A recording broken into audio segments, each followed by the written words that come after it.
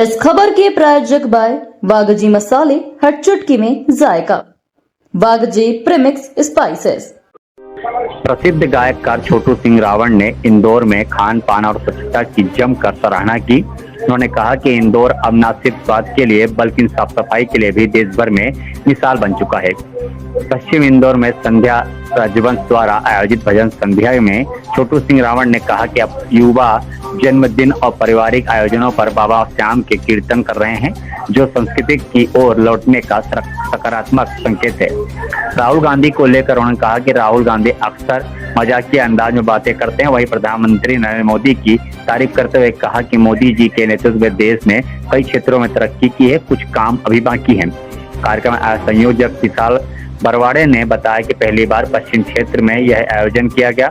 उद्देश्य युवाओं को नशे और नाइट कल्चर से दूर रखकर भारतीय संस्कृति से जोड़ना है। भजन संध्या में बड़ी संख्या में श्रद्धालु और युवा मौजूद रहे। माहौल भक्तिमय रहा और बाबा श्याम के जयकारों के साथ कार्यक्रम संपन्न हुआ। आयोजकों ने भविष्य में ऐसे आयोजन जारी रखने की बात कही।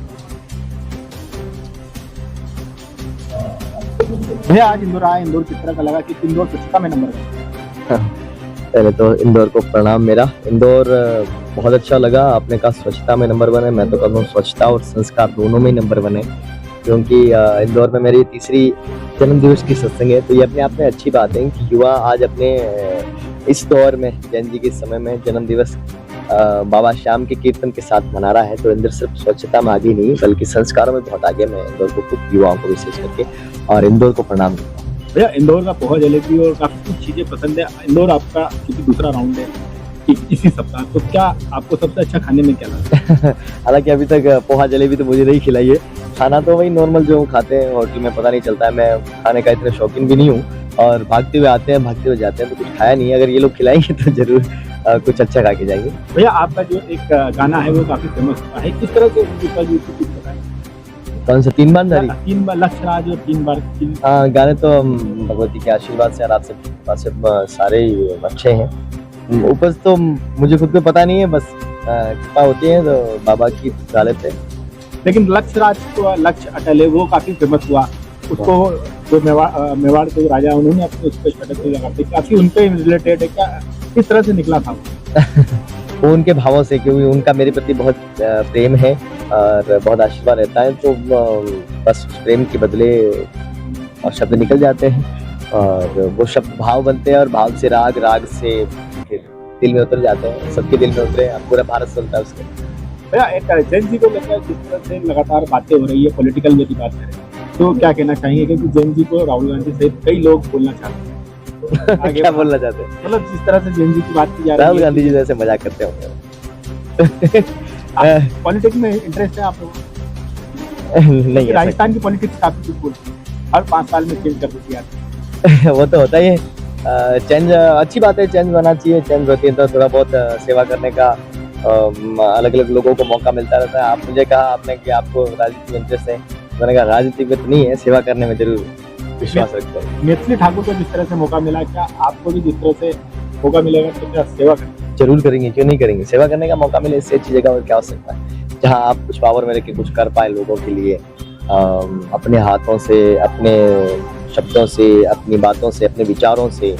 आपने कहा जैन जी, तो क्या पता जैन जी के आशीर्वाद से या हम सब मिलकर कुछ ना कुछ अच्छा कर पाए। भैया एक आखिरी सवाल था, जिस तरह से लगातार जो देश में लगातार अलग अलग तरह के मुद्दों पर बात करते हैं, नरेंद्र मोदी किस तरह से काम कर रहे हैं, क्या उसको लेकर क्या कहना है? अच्छा कर रहे हैं, बहुत अच्छा। उनसे अच्छा अब क्या हो सकता है? देश के लिए इतना कुछ कर ही रहे हैं वो अपने स्तर पर।